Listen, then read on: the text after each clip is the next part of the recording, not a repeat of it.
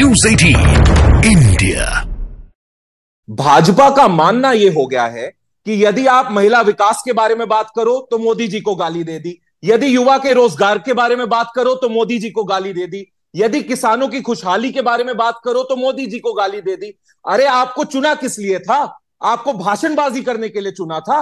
आपको मोदी का परिवार के नारे बुलंद करने के लिए चुना था? इस देश का सबसे बड़ा झूठ अगर आज अस्तित्व में धरातल पर कोई है तो उस झूठ का नाम है मोदी की गारंटी, जो सिर्फ भाषणों में नजर आता है, सिर्फ नारों में नजर आता है। अस्तित्व पर अगर चुनाव लड़ना है तो मुद्दों पर लड़िए, लड़ना है तो 10 साल के रिपोर्ट कार्ड पर लड़िए, बेरोजगारी पर लड़िए, इन्फ्लेशन रेट पर लड़िए। गौतम सेठ जी, बात वही तो है, मुद्दे आप ही लोग तो बैठे बिठाए दे रहे हैं। अभी आप ही देखिए, लालू प्रसाद यादव जी ने दे दिया, उसके बाद आज खुद उनका बयान सामने आ गया राहुल गांधी का। राहुल जी इन्हीं मुद्दों पर लगातार सवाल करते जा रहे हैं और राहुल जी के यही सवाल इनको एंटी नेशनल लगते हैं। क्यों? क्योंकि ये इनके नेता के रिपोर्ट कार्ड पर सवाल उठाने वाले सवाल हैं। और मुझे माफ कीजिए, ये देश एक डेमोक्रेसी है। भाजपा के लोग चाहते हैं हम क्या बोले और हम क्या ना बोले, आप हमें नहीं बताएंगे। हमें जो बोलना है हम देश के लिए बोलेंगे। देश के तबके की आवाज को, निचले तबके की आवाज को उठाने का काम कांग्रेस करती रहेगी।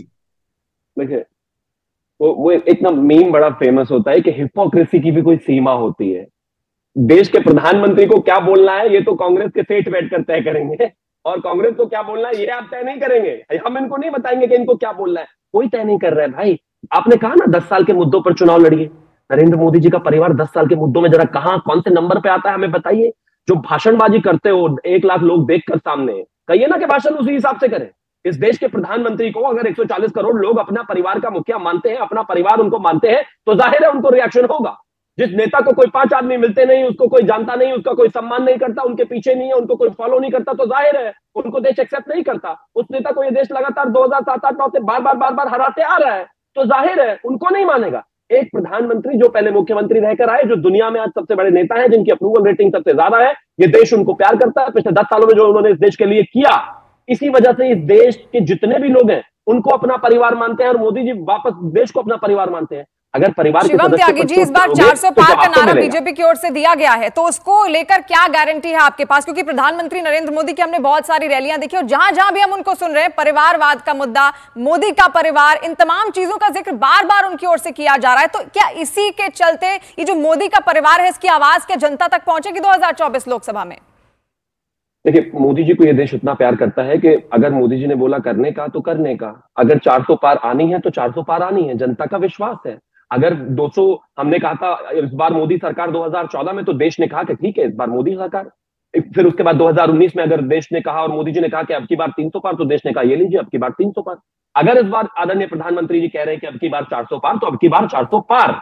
और ये जनता की आवाज है, आम जनमानस की आवाज है। जिस तरीके से चुनाव घटित हुए उसकी आवाज है, जिस तरीके से देश आगे बढ़ा है उसकी आवाज है, जिस तरीके से जीडीपी से लेकर तमाम स्तर पर भारत की जो ग्रोथ है वो कहीं ना कहीं एक अंतरराष्ट्रीय स्तर पर बेहतर है। जिस तरीके से हम फास्टेस्ट 5 में है, जिस तरीके से हमारी इकोनॉमी, ग्रोइंग इकोनॉमी कोरोना के बावजूद भी दुनिया में सबसे बेहतर है। मैं मानता हूं यही तमाम फैक्टर्स हैं जो इस देश को, इस देश की जनता को, इस देश के परिवार को मोदी जी से जोड़ते हैं। और 10 साल में जितना भी काम किया गया है मोदी सरकार के ओर से, उसी के आधार पर अब जनता भी अपना वोट मोदी सरकार को देगी। और कांग्रेस भी अपनी बात लगातार यहां पर रखती हुई दिख रही थी। कुछ आप कहना चाहते हैं गौतम सेठ जी? जी बोलिए। देखिए, मैं अंततः यही कहना चाहता हूं शिवम जी से, एक सभ्य तरह से इस बहस को अंत देते हुए, बार बार हम लोग केवल इस देश के मुद्दों को जब एक लीडर पर केंद्रित कर देते हैं, राहुल जी ने ये कहा, नरेंद्र मोदी जी ने ये कहा, मुझे लगता है कि देश के मुद्दे मर जाते हैं और आप लोग देश के मुद्दों को मारने का काम करते हैं। आपको बात करनी है बेरोजगारी के बारे में। जी, अगर मुद्दे मर जाते हैं तो ऐसी बातें भी नहीं रखनी चाहिए, इस तरीके की बयानबाजी भी सामने नहीं आनी चाहिए। लेकिन फिलहाल बहुत शुक्रिया आप दोनों का हमारे साथ जुड़ने के लिए, अपनी प्रतिक्रिया यहां पर सामने रखने के लिए। लेकिन 2024 का ये पूरा रण है और इसको लेकर लगातार रणभूमि में तमाम पॉलिटिकल पार्टीज उतरी हुई है।